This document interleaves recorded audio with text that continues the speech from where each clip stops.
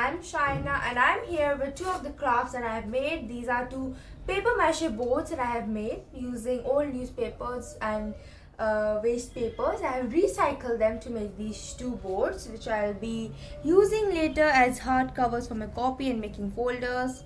So for making these paper mache boards, it was quite a long process, but the end result turned out to be pretty good. And I'll be sharing the whole process with you. So keep watching.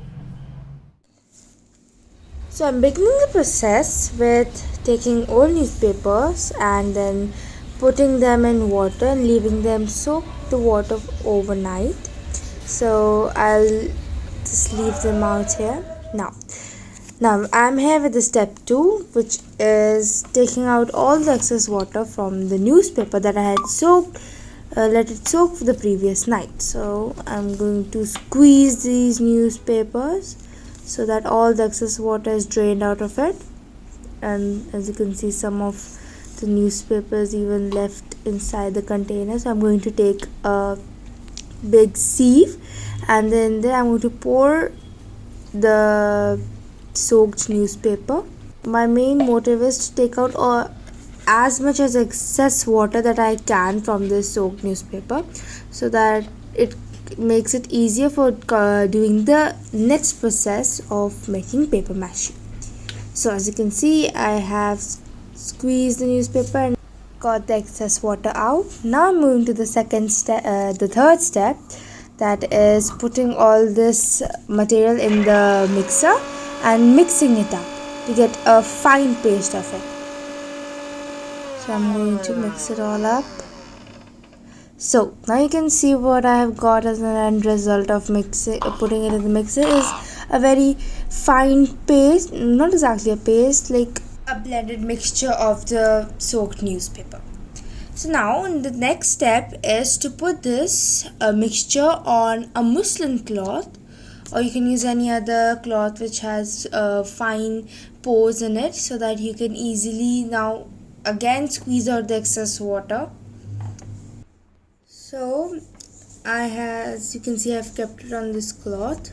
Now it still has the mixture still has water, and I'm squeezing it so you can see how much water is coming out. You can see the water is just, as I'm squeezing, the water is just coming and coming out.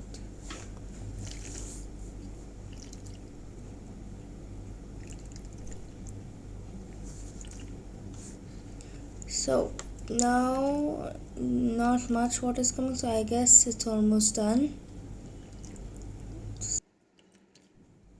Now you can see, since all the water is squeezed out, now the mixture is completely dry. So it has become crumbs of the paper. So I'm going to just break the big crumbs.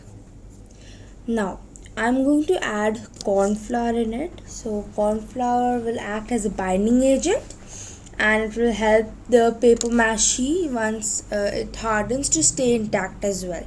And corn flour also has the property of being of helping the paper mache to become hard, because you know that corn flour is rich in starch, and starch helps as a good binding agent.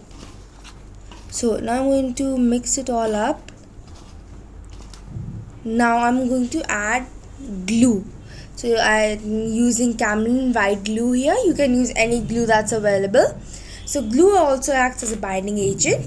As we know, the glue is very sticky and will help all the paper pieces, the crumbs that have formed now, to bind with each other and create a strong attraction force between the pieces. So I'm going to mix it all up. I'm mashing it with my hand.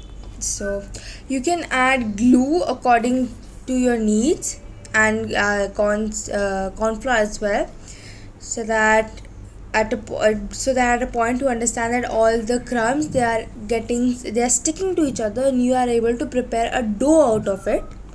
So I have added a little more glue, since you can see the dough hasn't been formed till now. So I'll keep on mashing and mixing, adding glue, adding corn flour till the time I don't get the complete dough prepared.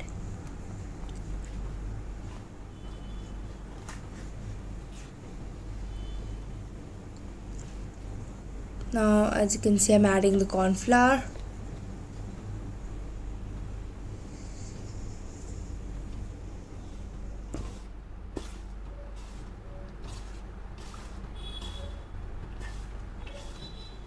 Now my dough is prepared, and I'm going to put this dough in this bag now, so that after putting in this bag I would roll it out and give it a proper shape, give it a rectangular shape. Since this is a project that I'm actually making, so basically my aim is to make two hard covers for making the folder. So as you can see, I have placed it in the bag, and now I'm going to roll it and flatten it up evenly using a rolling pin. So I'll keep on rolling it out till the time it turns flat from all sides, and then I'll leave it to dry for one complete day. It may take more time to dry up, more than a day as well, depending on the temperature outside and the weather. Paper mache process is complete, and I am having these two end products, the two paper mache boards that I have made. So they turn out to be pretty good, pretty durable, and pretty hard.